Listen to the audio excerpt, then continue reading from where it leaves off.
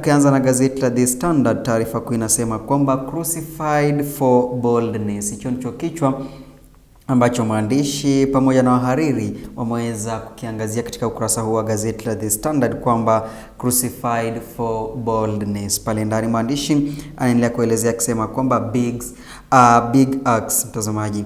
ODM has plunged into open revolt after Secretary General Edwin Sifuna was ousted for challenging covert talks with President William Ruto. The party's executive committee said it had had enough of his dissent, replacing him with Busia Woman Representative Catherine Omanyo on an interim basis, but the purge has exposed deep fissures, with allies accusing the leadership of silencing critics and mortgaging the party's independence ahead of 2027. The decision has thrown supporters into disarray, with many saying they will consider their stand after their leaders give a way forward. Ukurasa wa 4 pamoja na ukurasa wa 5 wa gazeti hili la The Standard ambao unazungumzia kuhusiana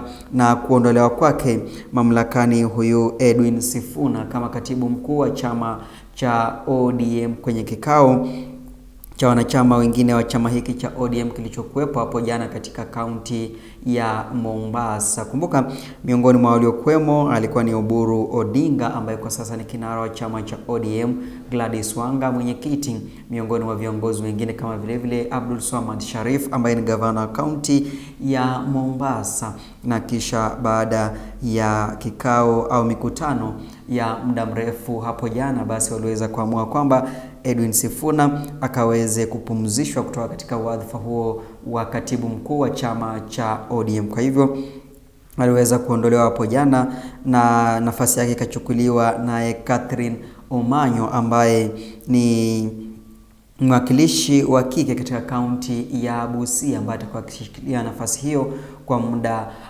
hadi Machi tarehe 7 ambapo kutakuwepo na kikao cha NDC ambacho kitakuwa ni cha kuweza kumchagua yule ambaye ataweza kuchukua nafasi yake Edwin Sifuna kama katibu mkuu wa chama cha ODM. Kwa hivyo ni taarifa zilizokuwepo hapo jana zikigonga vichwa vya habari, huku viongozi wengine kutoka chama cha ODM wakielezea kwamba Edwin Sifuna alikuwa ameenda nje ya mipaka ya chama hicho cha ODM kwa kutotaka kushirikiana na serikali ya muungano au serikali jumuishi. Kwa hiyo ndiposa wale wanachama waliomo ndani ya chama hiki cha ODM wakaamua kwamba watakuwa wakimuondoa Edwin Sifuna kutoka mamlakani. Kwa hivyo hapo jana wakaweza kumuondoa huyu Edwin Sifuna ambaye pia vile ni seneta wa kaunti ya Nairobi kutoka katika wadhifa huo wa kuwa katibu mkuu wa chama cha ODM. Kwa hivyo mtazamaji, ndivyo hali ilivyokuwa hapo jana eneo la Mombasa, ndipo mwandishi amekuja na kichwa hiki